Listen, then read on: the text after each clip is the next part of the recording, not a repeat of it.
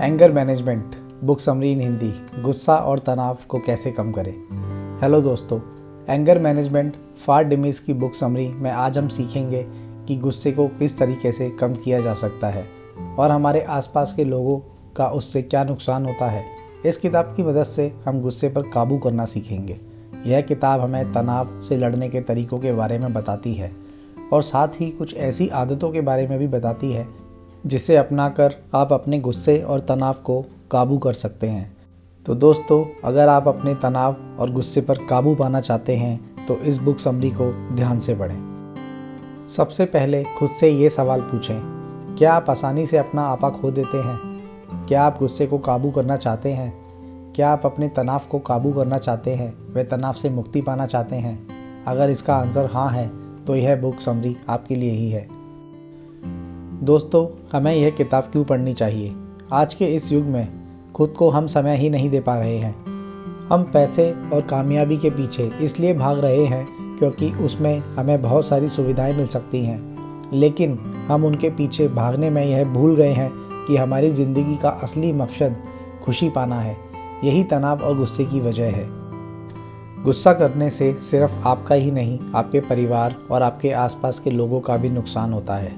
जो लोग हर वक्त गुस्सा करते रहते हैं उनके पास कोई रहना नहीं चाहता, इसलिए इसे काबू करना बहुत ज़रूरी है।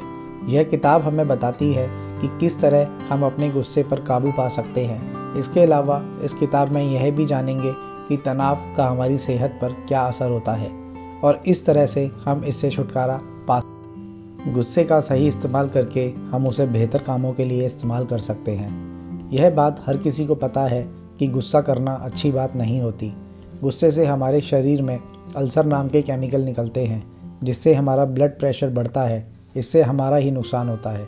इसके अलावा गुस्से से हमारे आसपास मौजूद लोगों का भी नुकसान होता है। जब हम गुस्से में होते हैं हम कुछ ऐसा कर बैठते हैं जिससे हमें बाद में पछतावा होता है। जैसे हम अपने किसी दोस्त को बुरा भला बोल देते हैं या फिर किसी पर हाथ उठा देते हैं। हम किसी का नुकसान कर देते हैं या फिर पागलों की तरह हरकत करने लगते हैं। जो लोग ज़्यादा गुस्सा करते हैं उनके आसपास कोई नहीं रहना चाहता। कुछ लोग अपने गुस्से को किसी दूसरे पर उतार देते हैं।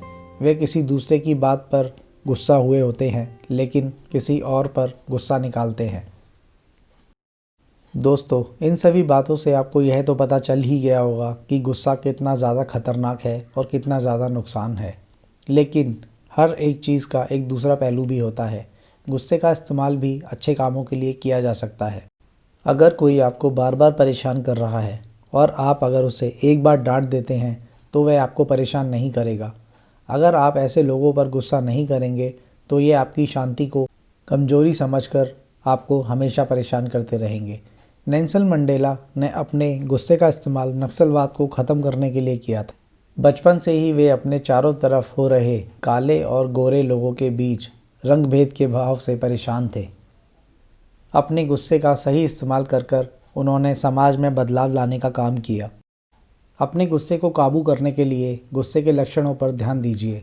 गुस्से के लक्षणों को पहचानना बेहद आसान है और इसे पहचान कर गुस्से को काबू करना उससे भी ज़्यादा आसान है। जब आप गुस्से में रहते हैं तो खुद पर काबू करना लगभग असंभव सा लगता है। आप इस भावना में आसानी से बह जाते हैं और कुछ गलत कर बैठते हैं। इसलिए गुस्से को पहले ही काबू कर लेना चाहिए।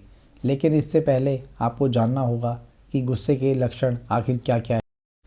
जब आपको गुस्सा आने वाला होता है तो आपकी सांसें तेज हो जाती हैं, आपको हल्का पसीना आने लगता है, आप लाल होने लगते हैं, शरीर कांपने लगता है और दांत पीसकर बातें करने लगते हैं।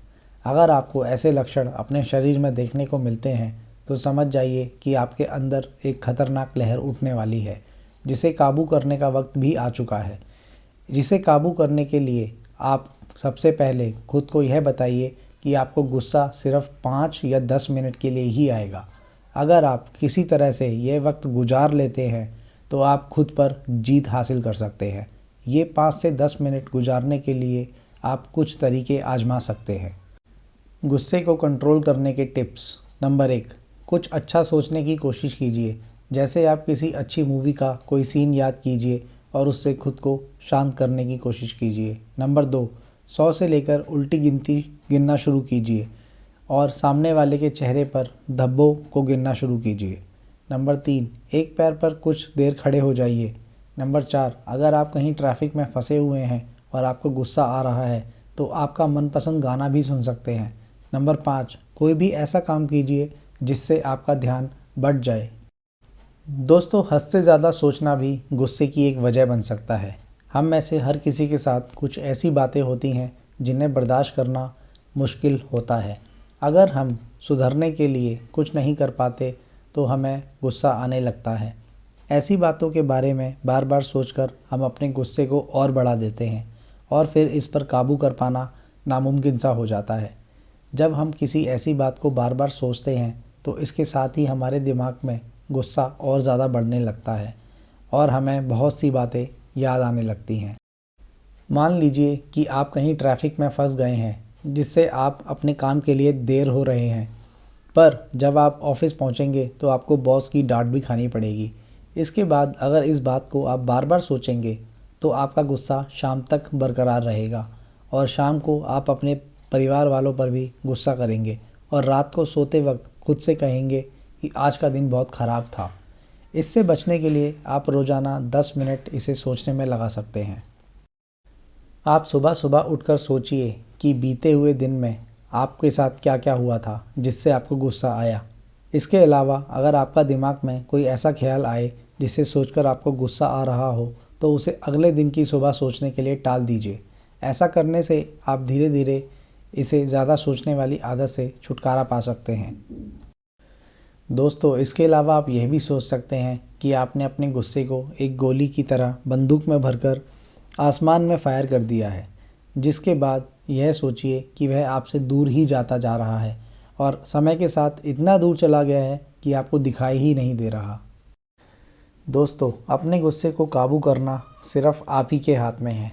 जब लोग आपके साथ अभद्रता से बात करते हैं तो वह यह नहीं दिखाते कि आप कौन हैं, वह ये दिखाते हैं कि वे कौन हैं। गुस्सा करने वाला हमेशा अपने असली रूप को दिखाता है, इसलिए अगर आपके साथ कुछ ऐसा होता है, आप शांत रहने की कोशिश कीजिए।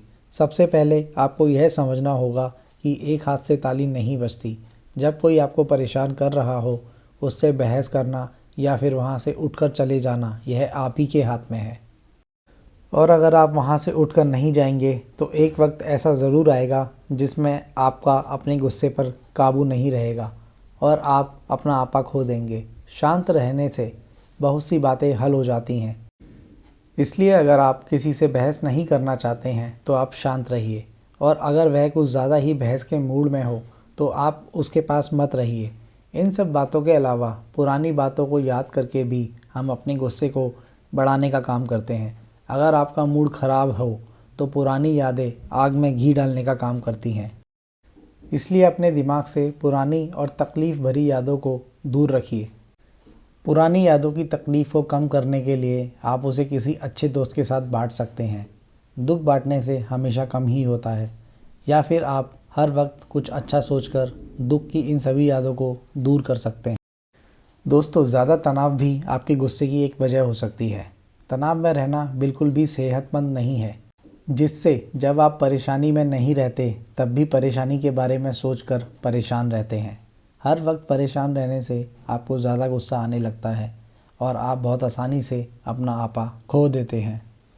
बड़े तनाव, इस तनाव की वजह वो होती है जिससे आप बहुत ज़्यादा डरते हैं या जिसकी वजह से आपकी ज़िंदगी में बहुत सारे बदलाव आने वाले हों।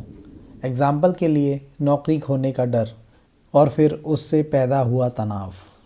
छोटे तनाव, इस तनाव की वजह छोटी होती है लेकिन आपकी सेहत पर इसका भी उतना ही बड़ा असर पड़ता है जितना कि बड़े तनाव का होता है। ये वो हर दिन के काम हैं जो आप करना नहीं चाहते लेकिन आप फिर भी करने पड़ते हैं। दोनों तरह के तनाव हमारी सेहत पर एक बहुत ही बुरा असर डालते हैं, इसलिए यह ज़रूरी है दोनों से निपटने के बारे में सोचें। तनाव में रहने से बहुत सारी बीमारियां होती हैं। इसके अलावा ब्लड प्रेशर बढ़ता है, आप डिप्रेशन में भी जा सकते हैं और आप लंबे समय के लिए बीमार हो सकते हैं और बीमारी का शिकार बन सकते हैं।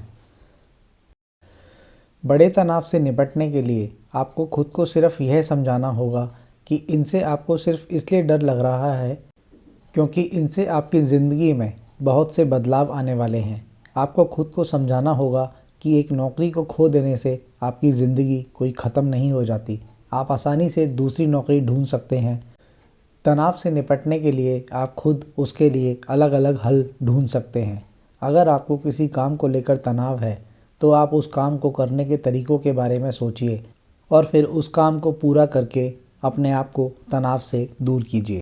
दोस्तों, हर रोज़ छोटे छोटे काम करके आप खुद को तनाव से दूर रख सकते हैं। अगर आप रात में अच्छे से नहीं सो रहे हैं तो यह आपके तनाव और गुस्से की एक वजह हो सकती है। कम सोने की वजह से आप आसानी से अपना आपा खो देते हैं, जिसकी वजह से आप तनाव में रहते हैं, जिससे आप अपना रोज़ का काम भी अच्छे से नहीं कर पाते हैं। रात भर अच्छे से सोने से आपके तनाव को कम किया जा सकता है और इस दुनिया के सुनहरे हिस्सों की ओर आप अपना ध्यान आकर्षित कर सकते। एक अच्छी नींद के लिए आप नीचे दिए गए कार्य कर सकते हैं।